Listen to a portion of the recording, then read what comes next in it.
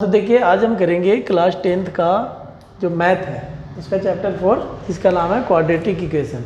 तो मैं quadratic equation के बारे में पहले बता चुका हूँ, लेकिन एक बार शॉर्ट में बता देते हैं। ठीक है, क्वाड्रेटिक इक्वेशन एक्चुअली क्या होता है कि जिसमें यानी कि जो हमने पहले पॉलिनोमियल पढ़ा था वो यहाँ पे क्वाड्रेटिक इक्वेशन हो जाएगा, यानी कि जब उसके इक्वल में 0 हो जाएगा।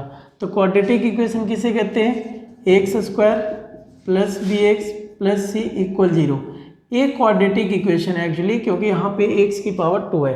तो जब x की पावर 2 हो, यानी कि जब वेरिएबल की पावर 2 हो, डिग्री 2 हो, घात 2 हो, तो हम उसे क्वाड्रेटिक इक्वेशन कहते हैं, जहाँ पे a, b and c are numbers. ठीक है, जहाँ पे a, b और c नंबर्स होते हैं।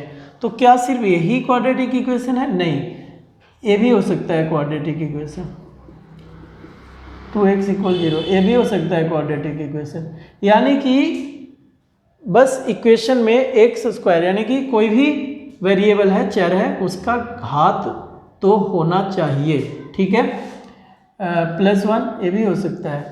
तो ये समझ गए। तो और ए जो है आपका स्टैंडर्ड फॉर्म है, ax² + bx + c = 0, जिसमें a b c क्या है? नंबर्स हैं, संख्याएं हैं।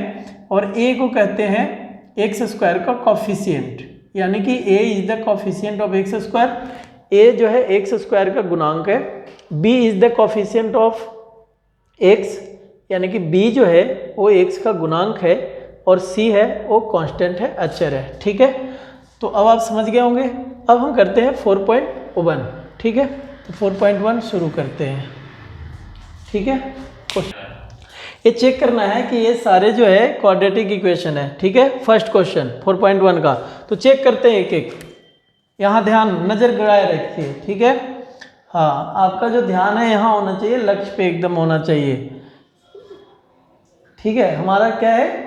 कर्म करना है। तो कर्म हम कर रहे हैं, हमारा काम पढ़ाना है, लेकिन आपको समझना है। ठीक है, आप समझते हैं या नहीं समझते हैं वो आपका कर्म है। इसलिए मैं जो यहाँ बता रहा हूँ उसे ध्यान से सुनिए और देखिए। x + 1² और इक्वल है 2 × x - 3। तो इसका 2 क्या कर सकते हैं? मैथ में जो हम कर सकते हैं वही करते हैं। तो हम इसका स्क्वायर कर सकते हैं, a² + 2ab + b² इक्वल, इसको मल्टीप्लाई कर सकते हैं, और तो कुछ कर नहीं सकते। 3 × 2 = 6। अब ये हो गया x² + 2x, मल्टीप्लाई करेंगे तो, और ये +1, इसको इधर लाते हैं, -2x + 6 = 0। अब इससे तो ये कैंसिल हो गया, तो बच गया क्या? x² + 7। क्या ये क्वाड्रेटिक इक्वेशन है? बिल्कुल है, ये द्विघात समीकरण है, क्योंकि यहाँ पे हमें x का घात 2 मिल गया, इसका डिग्री 2 मिल गया। ठीक है, और हमने अभी बताया था कि अगर किसी फॉर्मेट में हो, किसी फॉर्म में हो, वो द्विघात समीकरण कहलाएगा अगर चर का मान घात 2 हो, चर का घात 2 हो, यानी कि वेरिएबल का जो डिग्री है वो 2 हो। लेकिन ए जो है x² + bx + c = 0, ये एक्चुअली स्टैंडर्ड फॉर्म है, इसको हम मानक रूप कहते हैं। ठीक है, हिंदी में, और इंग्लिश में स्टैंडर्ड फॉर्म कहते हैं। चलिए अब देखते हैं दूसरा का। यहाँ पे कर लो सेकेंड, x² - 2x इक्वल -2 × 3 - 6। अब देखिए x², ये तो ज्यों का त्यों रखेंगे इसको, क्योंकि इसमें कुछ कर ही नहीं सकते। आप कर सकते हैं? नहीं, तो हम इससे मल्टीप्लाई कर सकते हैं। तो ये -3 × 2 = 6, - +2x। मैथ में यही ध्यान रखना है कि जो आप कर सकते हैं या जो हो सकता है उसे करते जाइए बस। आप सिर्फ, आपके हाथ में कर्म है, फल नहीं है। कर्म आपके बस में है। 2 और 2 4, -4x और +6। क्या एक क्वाड्रेटिक इक्वेशन है? बिल्कुल है, क्योंकि यहाँ पे हमें x², तो ये भी है, यस। यहाँ भी जो आया था, यस। ठीक है, अब आते हैं थर्ड में क्या है? x - 2 x + 1 equal x - 1 x + 3। Multiply क्या कर सकते हैं? इसको मल्टीप्लाई कर सकते हैं। तो मल्टीप्लाई कर लें, x में x से x² + x में 1 से x, -2 से x में -2x, और 2 में 1 से -2, x में x से x² x में 3 से +3x -x 3 में 1 से 3। अब ये हो गया आपका x और x 2x और ये -2x -2, इसको इधर लेकर आ जाते हैं, ठीक है। एक्स स्क्वायर हो जाएगा माइनस में 3 और एक गया -2, तो ये -2x हो गया और ये 3 इधर आकर के +3 हो जाएगा इक्वल 0। तो यहाँ देखें तो ये कैंसिल हो गया है ना, ये बच गया आपका 3 में से 2 गया 1, ये -x² -2x और 3 में से 2 गया 1 0। साइन सारे चेंज कर सकते हैं आप, +2x -1 इक्वल 0। क्यों किया साइन चेंज? क्योंकि यहाँ पे माइनस हमने कॉमन ले लिया है, ये देखिए ऐसे माइनस, और फिर जब माइनस इधर चला जाएगा प्लस हो जाएगा, इसीलिए आप साइन सारे के सारे साइन एक साथ आप बदल सकते हैं, कोई फर्क नहीं पड़ता है। ठीक है जी, नज़र गड़ाए रखिए बस। यहाँ x और ये प्लस है माइनस है तो पता ही नहीं है, लिखा ही नहीं क्या है, देखना जरा क्या है बाबू। x -3 है, ठीक है जी, थैंक यू। x -3 है, 2x + 1 है और इक्वल x × x + 5 है, ठीक है। x में 2x है, 2x² + x -3 2 जा 6x -3 इक्वल x में x² + 5x। अब इसको इधर लेकर के आ जाते हैं, 6 में से 1 गया -5x और ये -3 इधर -x² और -5x। देखेंगे कि 2x² ये दोनों सेम है, तो ये हो गया x² 5x और 5x 10x और ये -3 इक्वल 0। तो ये भी क्वाड्रेटिक इक्वेशन है और ये भी है। क्या बात है, सारे के सारे हैं क्या। चलिए फिफ्थ देखता हूँ।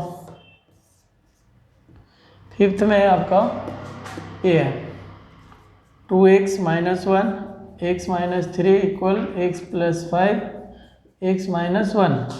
2 में करते हैं तो ये हो जाएगा 2x - 2 और x -3 इधर कर लेते हैं, x में 1 से x² -x, 5 में 1 से 5x -5, 2 में 1 से 2x² -3 2 जा 6x -2x +3 2 जा 6।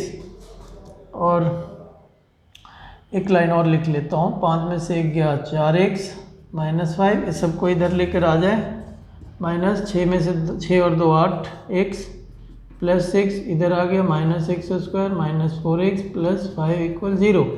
2x² में से x² गया, क्या बचा x², 8x में और 4x जुड़ गया -12x और 6 और 5 11। ये भी है यस, सारे के सारे यस ही आ रहे हैं, क्या बात है, कहीं पे गलत तो नहीं हो रहा। अब जो होगा देख लेंगे बच्चे।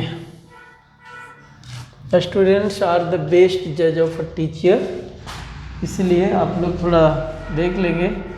ये तो बस 1-2 बताने होते हैं और तो बच्चे खुद ही कर लेते हैं, इसमें ज़्यादा कुछ क्या करना है, बस चेक ही करना है कि कौन सा क्वाड्रेटिक और नहीं है। x² सॉल्यूशन यहाँ लिख देते हैं, आप लोग लिख लीजिएगा, +3x + 1 इधर आ गया, x² - 2ab + b², ये हो गया x² + 3x + 1 -x² +2 2 जा 4x इधर आ रहा है और +2 2 जा 4 इक्वल 0। अब यहाँ से यहाँ कैंसिल, 4 और 3 7x, 4 और 1 5 इक्वल 0। 3 नहीं है, तीसरा थर्ड में क्या है बाबू, ओहो हो यहाँ पे गलत हो गया है, यस x² है, सॉरी तभी x² हो गया है, हाँ ठीक है, x² से x² कैंसिल हो गया, यानी कि ये भी नहीं है, यानी कि -2x -2 ये बचेगा -4x, 3 में से 2 गया 1 नहीं है, नॉट, ठीक है ओके। कोई बात नहीं, ये तो बच्चे खुद भी कर सकते हैं, ये तो फॉर्मेलिटी के लिए एक बार कर दे रहा हूँ बस। 6 7 8 2 क्वेश्चन और है वो देख लेता हूँ, ठीक है, ऐसे बोल दे रहे हैं तो ठीक है ना, है? नहीं क्या 8वां मतलब लिखा हुआ तो है यहाँ पे, ए लिखा हुआ देख लो, चेक कर लो, ठीक है ना।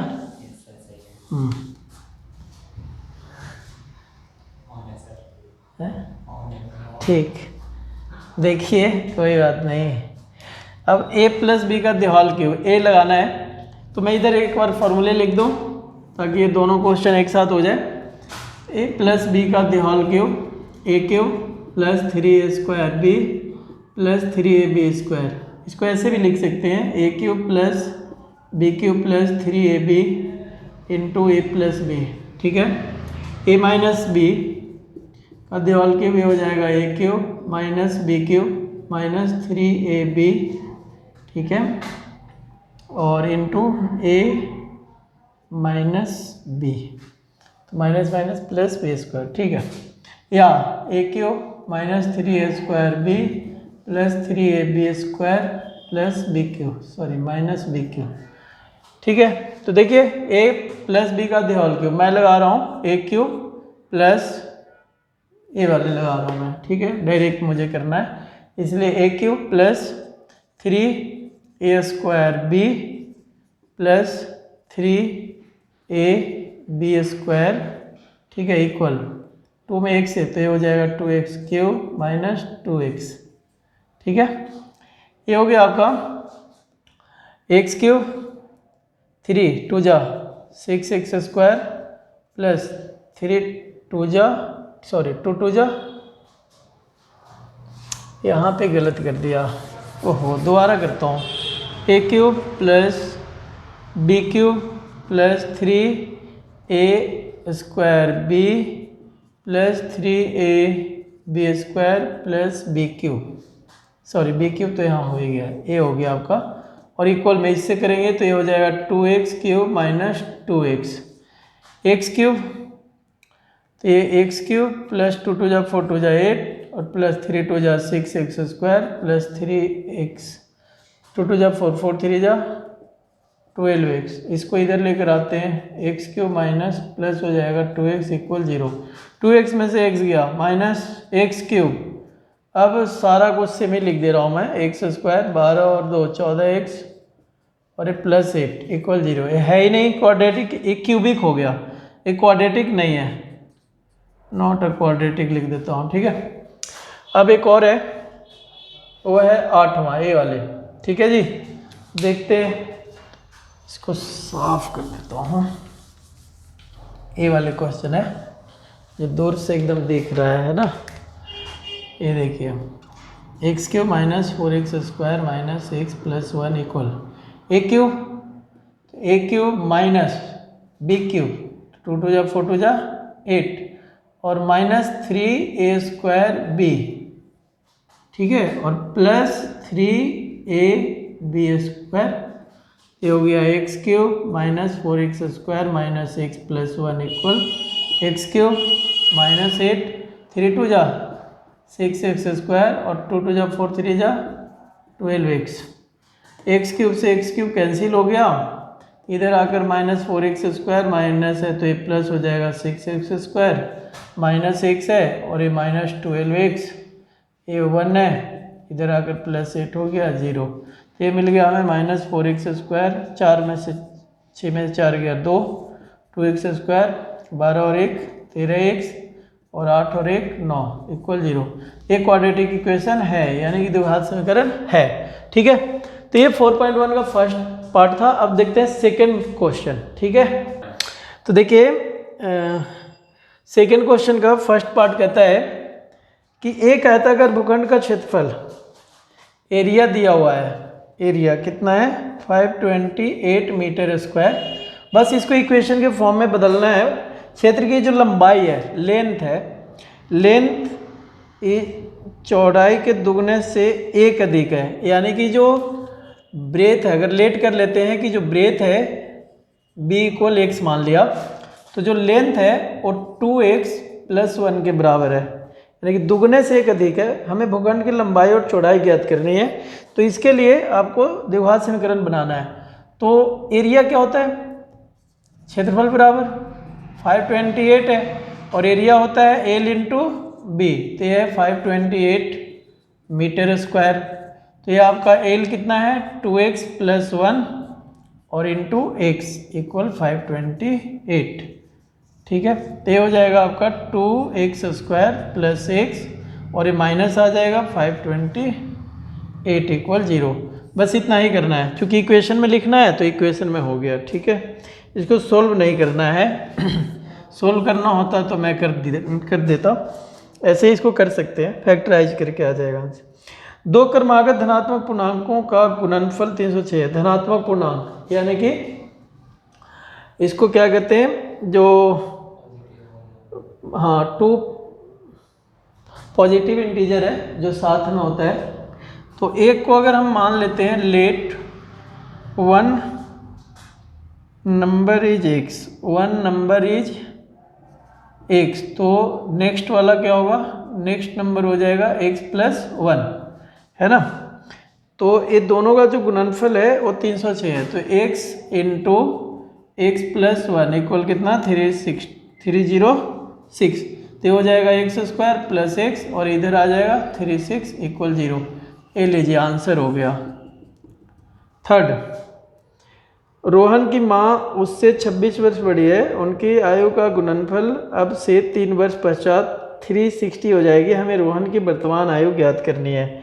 रोहन की माँ उससे 26 वर्ष बड़ी है, रोहन की माँ, तो लेट कर लेते हैं यहाँ पर कि उसकी जो माँ है रोहन की, let the age of Rohan's mother, Rohan's mother age x years, x वर्ष है, माना कि रोहन की माँ की एज, माना कि रोहन की माँ की एज x आयु x ईयर्स है, तो रोहन का कितना हो जाएगा, रोहन का हो जाएगा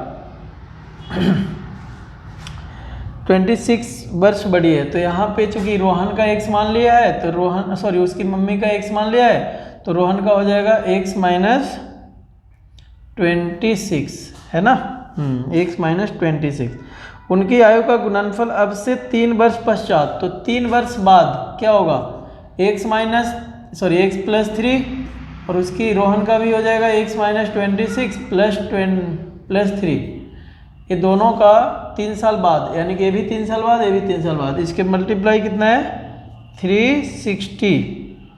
चलिए, तो ये हो गया x + 3 इंटू 26 में से 3 गया, बाद है 1 मिनट का गुणनफल अब से 3 वर्ष पश्चात इतना हो जाएगी। 3 वर्ष बाद रोहन की माँ उससे 26 वर्ष बड़ी है, यानी कि जो रोहन की मम्मी का x मान लें तो रोहन का x - 26 हो जाएगा क्योंकि छोटा हो। हाँ ठीक है, तो ये हो गया x - 23 360, ये हो गया आपका x² - 23x, ये हो गया आपका 3x - 3 3 9 3 इतना।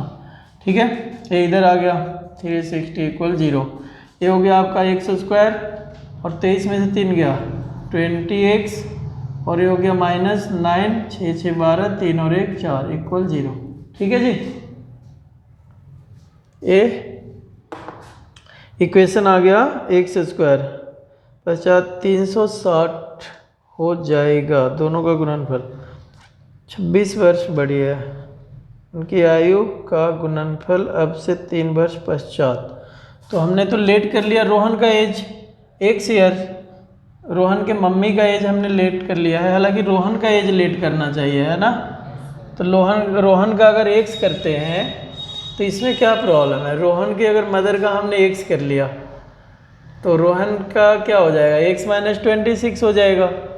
ठीक है, तो 3 साल बाद, तो ये हो गया x + 3 और ये हो गया x, तो x - 23 आएगा, 23 और ये 3, 1 मिनट, हाँ ये भी सही है।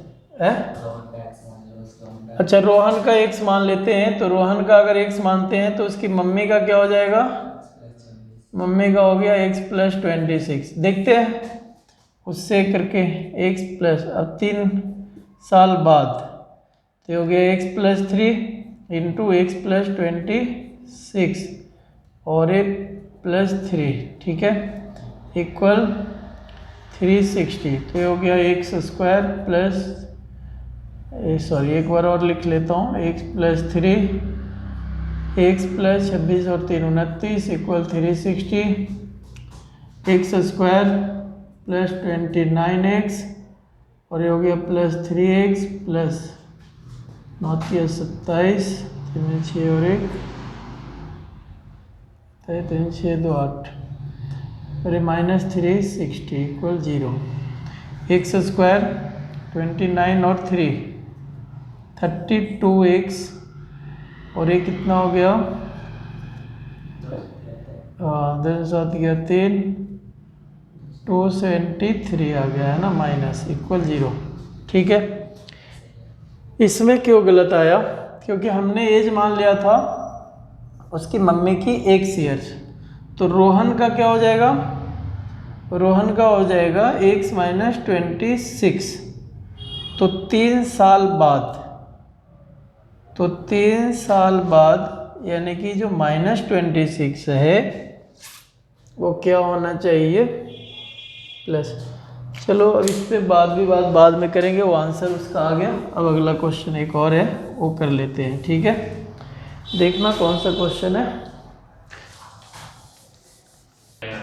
तो फोर्थ क्वेश्चन है, एक रेलगाड़ी 480 किलोमीटर की दूरी समान चाल से तय करती है। यदि इसकी चाल 8 किलोमीटर पर आवर कम होती है तो वह उसी दूरी को तय करने में 3 घंटे अधिक लेती है। हमें रेलगाड़ी की चाल ज्ञात करनी है। एक रेलगाड़ी 480 किलोमीटर की दूरी समान चाल से तय करती है, तो इसमें हम क्या करते हैं, लेट कर लेते हैं। लेट द एवरेज स्पीड है ना, इनका एवरेज स्पीड इज x, या स्पीड हमने मान लिया कि x है, इसका चाल x है, x किलोमीटर पर आवर, इसका मान लिया हमने कि चाल जो है 1 किलोमीटर पर आवर है। तो टाइम बराबर क्या होगा, तो टाइम बराबर होता है दूरी बटे समय, डिस्टेंस अपॉन स्पीड, तो ये है आपका 480 अपॉन x हो गया। लेकिन बाद में कहता है कि जो स्पीड है उसकी 8 किलोमीटर कम हो जाती है, तो जब यहाँ पे जो चाल है इसकी स्पीड वो कितनी कम हो जाती है, 8, यानी कि x minus 8 kilometre per hour हो जाती है। तो टाइम कितना लगेगा, टाइम दिया हुआ उसमें 3 घंटे अधिक लेती है। तो पहले का समय क्या लग रहा था 480 बटे x, तो यहाँ जो t2 है वो हो जाएगा 480 बटे x माइनस 8। तो ये जो 480 बटे x माइनस 8 है पहले वाले टाइम से, यानी कि जो पहले टाइम था उससे 3 घंटे अधिक ले रहा है, यानी कि +3। ठीक है, अब देखिए यहाँ पे हो गया 480 बटे x माइनस 8 इक्वल, यहाँ एलसीएम ले लेंगे, x हो जाएगा 480 प्लस 3x, यानी कि 480 प्लस 3x। अब क्रॉस मल्टीप्लाई करेंगे 480x हो जाएगा, इसको भी क्रॉस मल्टीप्लाई करना पड़ेगा हमें, 480 प्लस 3x। ठीक है, कोई बात नहीं, 480 x इक्वल x में इससे मल्टीप्लाई करते हैं, 480x प्लस x में 3x से करेंगे 3x स्क्वायर, माइनस 8 में इससे करेंगे, ये हो जाएगा हमारा माइनस 80, 8 में 8 से 8 64 और 8 चौका 32 और 6 38। ठीक है, माइनस 38 24x। अब देखिए इससे तो ये कैंसिल हो गया, इधर बच गया हमारा 3x square minus 24x minus 3840 equal 0। ठीक है, अब 3 कॉमन लेकर देखते हैं क्या होता है, x स्क्वायर माइनस 38 24 और ये हो गया 3 2 जा 6, तो हो गया 8 0 इक्वल 0। ठीक है, तो x square minus 8x minus 1280 equal 0, ये इक्वेशन हो गया। तो ये हमारा 4.1 समाप्त हो गया। ठीक है, आप इसको देखेंगे तो आपको समझ में आ जाएगा। ठीक है, हम तो कहीं बिना देखे हुए अपने मर्जी से करते हैं, इसलिए थोड़ा कहीं कहीं दिक्कत हो जाता है और फास्ट कर लेते हैं थोड़ा, इसलिए थैंक यू वेरी मच। आगे करते हैं।